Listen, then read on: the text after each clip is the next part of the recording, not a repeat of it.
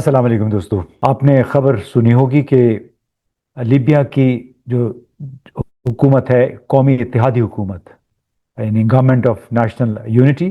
اس کے chief of army ترکی کے دورے سے واپسی پر ایک فضائی حادثے میں ہلاک ہو گئے بدھ کی صبح۔ اب اس موضوع پہ اظہار خیال کا میں نے فیصلہ اس لیے کیا کہ 2 دن پہلے ہی ایک بڑی خبر آئی رائٹرز نیوز ایجنسی کے ذریعے کہ پاکستان نے 4.6 ارب ڈالر کا اسلحے کی فراہمی کا ایک معاہدہ کیا ہے، اور یہ معاہدہ ہے لیبیا پہ حکمران دوسرے دھڑے کا، یعنی لیبین نیشنل آرمی، جس کی قیادت جنرل ہفتر کر رہے ہیں۔ اور اس کے لیے جنرل ہفتر کو 82 سالہ جرنیل ہیں، اور ان کو امریکہ کی براہ راست حمایت حاصل ہے، اور سعودی عرب، متحدہ عرب امارات بھی اسی دھڑے کی حمایت کر رہے ہیں۔ اب اس وقت لیبیا تقسیم ہے 2 بڑے دھڑوں میں۔ ایک دھڑے جو کہ گورنمنٹ آف نیشنل یونٹی ہے، اس کے وزیر اعظم ہیں عبدالحمید دبیبہ، اور اس کو تسلیم کر رکھا ہے اقوام متحدہ نے۔ اور یہ جو ہے گورنمنٹ آف نیشنل یونٹی، یہ مغربی لیبیا کے بڑے حصے کو کنٹرول رکھتی ہے، اور اس حکومت کو ترکی کی حمایت بھی حاصل ہے۔ اسی حکومت کے فوجی سربراہ، جو جیسے میں نے پہلے بتایا کہ ترکی سے واپسی پر بدھ کی صبح ہلاک ہو گئے۔ اب جنرل ہفتر کی لیبین نیشنل آرمی مشرقی اور جنوبی لیبیا پر قابض ہے،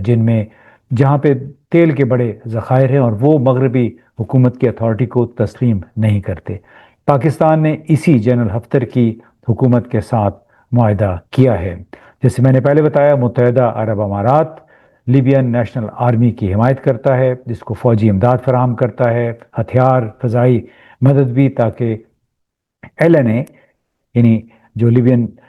تاکہ ایل این اے طرابلس میں قائم قومی مفاہمت کی جو حکومت ہے اس کے خلاف کامیابی حاصل کر سکے۔ اس حکومت کو، یعنی جو کہ طرابلس میں ہے، اس کو ترکی اور قطر جیسے ممالک کی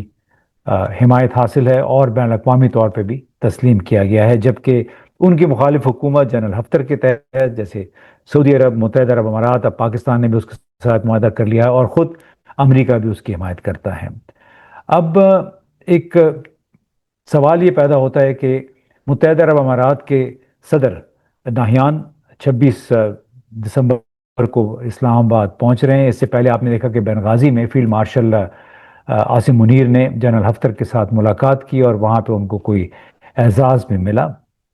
اب جو معاہدہ ہوا ہے پاکستان کا، جو کہا جا رہا ہے کہ 4.6 ارب ڈالر کا ہے، اس میں روایتی فوجی ساز و سامان فروخت کیا جائے گا، اور اس ڈیل میں JF-17 لڑاکا طیارے، سپر مشاق ٹرینر ہوائی طیارے، مشترکہ تربیت اور فوجی مینوفیکچرنگ شامل ہے۔ زمینی، بری، بحری یعنی فضائی ساز و سامان جو ہے اس کی فروخت شامل ہوگی۔ اور جنرل ہفتر نے اپنے الحادث ٹیلی ویژن پر ایک تبصرے میں یہ بھی کہا کہ ہم پاکستان کے ساتھ اسٹریٹجک فوجی تعاون کے نئے مرحلے کا آغاز کر رہے ہیں۔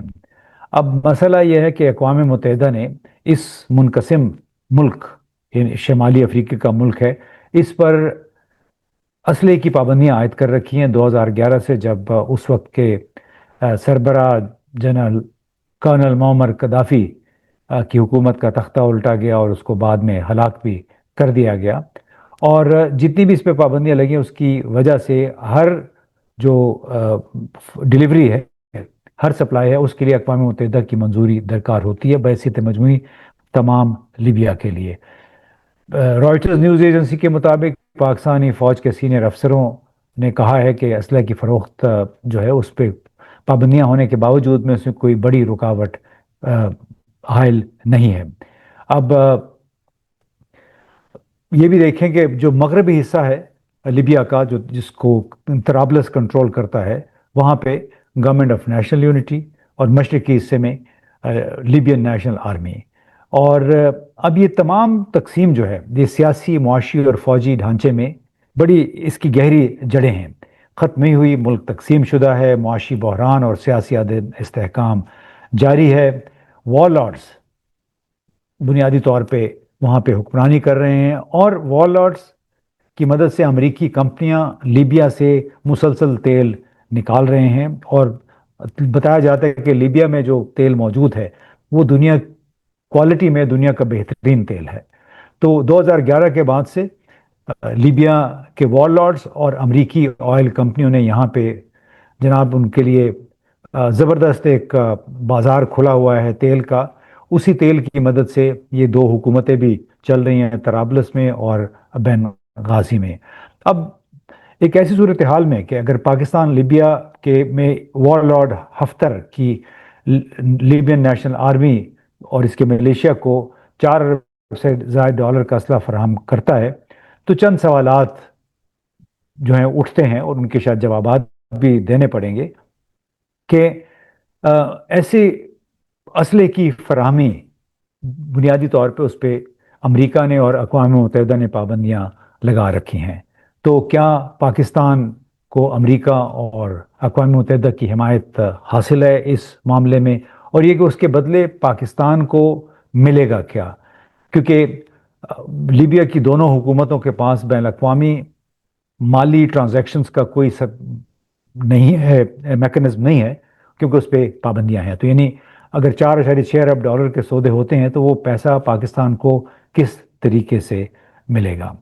اور پاکستان طرابلس میں اقوام متحدہ کی حمایت یافتہ حکومت جو ہے اس کے ساتھ تعلقات پھر کس طرح استوار کرے گا اگر وہ اس دھڑے کو اسلحہ فراہم کر رہا ہے جو کہ طرابلس کی حکومت کے خلاف برسر پیکار ہے؟ اب پاکستان کیسے یہ توقع کرے گا کہ اپنے JF-17 فائٹر جیٹ پروگرام کو بین الاقوامی پابندیوں سے بچا لے، اور خاص طور پہ جب کہ یہ جیٹ جو ہیں، جیٹ F-17 اور مشاق جو ہیں، یہ پاکستان اور چین کی مشترکہ پروڈکٹ ہے، مشترکہ پیداوار ہے؟ تو کیا چین اس معاملے میں پاکستان کے ساتھ ہے، اور کیا چین سے پاکستان نے اجازت لے رکھی ہے؟ اس کے ساتھ ساتھ کیا بیجنگ جو ہے اس کو افریقہ میں جاری خانہ جنگی میں ملوث ایک گروپ کو مسلح کرنے کے لیے JF-17 فائٹر اور مشاق اور پھر بہت ساری آرٹلری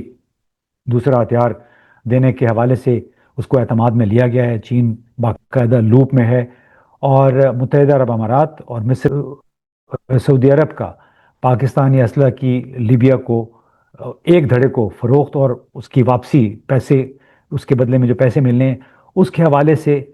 کیا ان ملکوں کا کردار ہے؟ کیونکہ آپ کو معلوم ہے کہ سعودی عرب نے بھی پاکستان کے فیلڈ مارشل کو ایک بڑا اعلیٰ ترین اعزاز دیا ہے، جبکہ متحدہ عرب امارات کے صدر 26 دسمبر کو پاکستان پہنچ رہے ہیں۔ تو ان تینوں ممالک کے ساتھ ساتھ CIA امریکی جو انٹیلیجنس ادارہ ہے اس کا اس میں کیا کردار ہے؟ ایسے لگتا ہے کہ جس دھڑے کو لیبیا میں ترکی اور قطر کی حمایت حاصل ہے اس کے خلاف سفارائی ہو رہی ہے پاکستان، متحدہ عرب امارات، سعودی عرب اور بالواسطہ طور پہ امریکی حمایت سے۔ اب کس داخلی اتھارٹی یا پارلیمانی منظوری کے تحت پاکستان اپنا اسلحہ خانہ جنگی کے تنازع میں ایک دھڑے کو وہ اسلحہ فراہم کرے گا؟ پاکستان کی پارلیمنٹ تو خیر اب بے معنی ہو کے رہ گئی ہے، اس سے کوئی سوال پوچھنے والا اس سے کوئی سوال پوچھ بھی نہیں سکتا، کیونکہ جواب دینے کی ان کی حیثیت نہیں ہے۔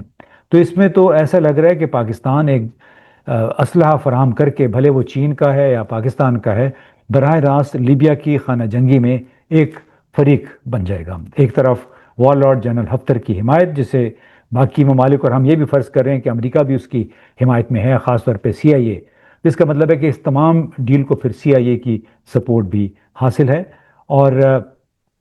طرابلس کی حکومت ظاہر ہے وہ اس سے پریشان تو ہوگی، کیونکہ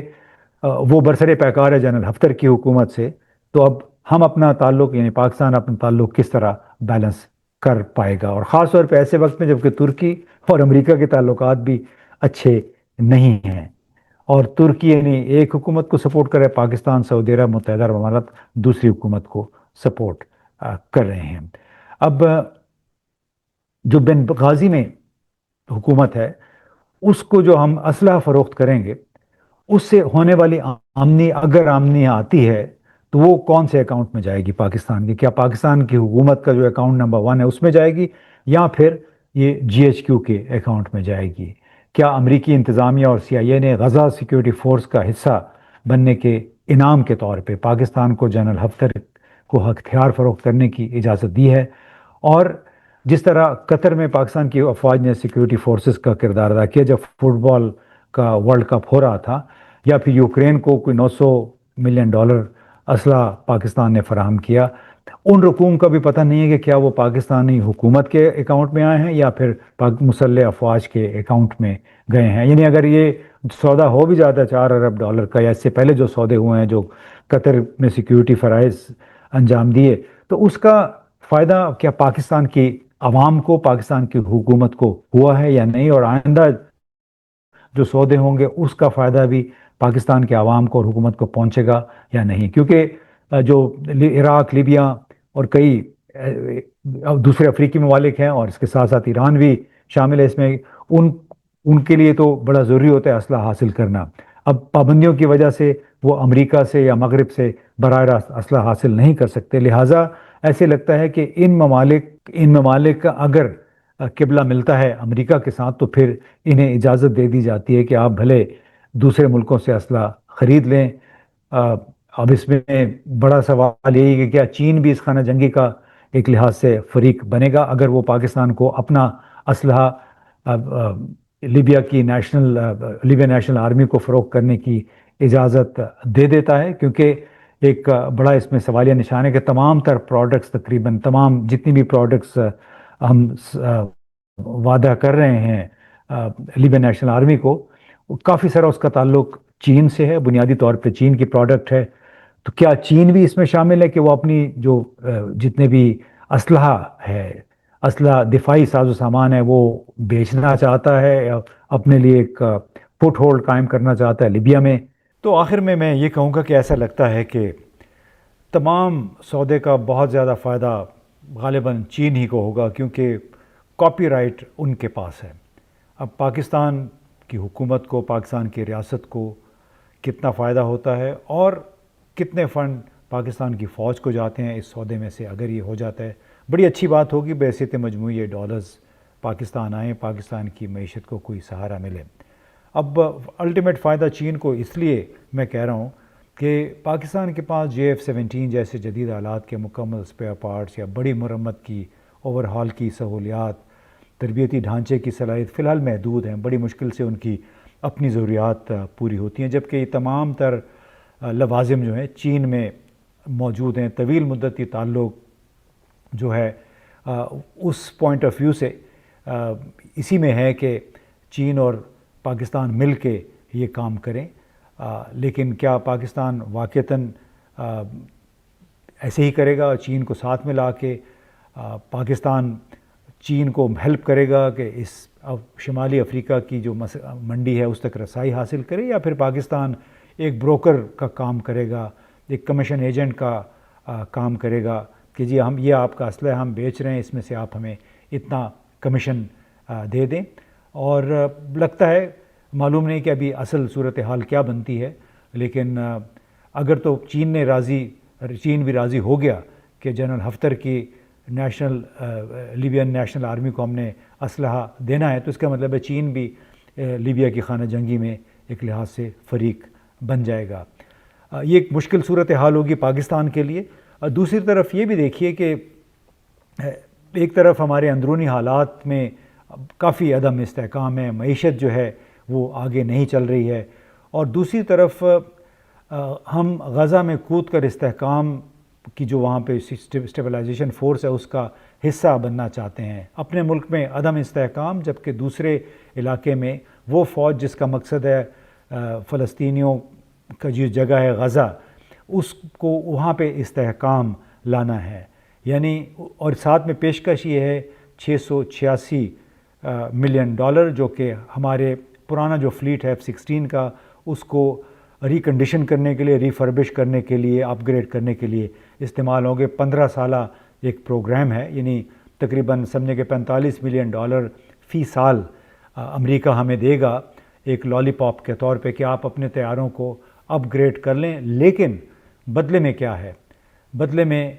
یہ ہے کہ آپ غزہ کے لیے ہماری جو اسٹیبلائزیشن فورس ہے اس کا حصہ بن جائیں۔ سعودی عرب نے بھی آپ نے سنا کہ پاکستان کے فیلڈ مارشل کو بہت بڑا اعزاز دیا ہے. تو لگتا ہے کہ تمام جو اشاری انڈیکیٹرز ہیں وہ اسی طرف جا رہے ہیں کہ پاکستان بھی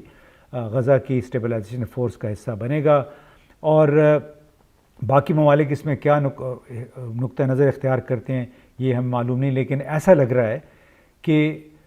ان فنڈز کی خاطر، اعزازات کی خاطر اور امریکہ کی خوشحالی کی خوشنودی کی خاطر پاکستان افغانستان کی 2 جنگوں میں شامل ہونے کے بعد شاید ایک تیسری جنگ جو کہ فلسطین میں لڑی جا رہی ہے فلسطین کی آزادی کے لیے، اس کا شاید حصہ بن جائے گا، جو کہ بڑی ایک افسوسناک صورتحال ہوگی، کیونکہ اس کے بدلے میں پاکستان کو جو ملے گا وہ بدنامی ہے. بدنامی کیا ہے کہ آپ لیبیا کے ایک وار لارڈ کو اسلحہ بیچ رہے ہیں. تو کیا ہمیں یہ کام کرنا چاہیے؟ اس پہ بھی ایک بحث مباحثہ تو ملک میں پارلیمنٹ کے اندر میرا خیال ہے ضرور ہونا چاہیے. بہت بہت شکریہ.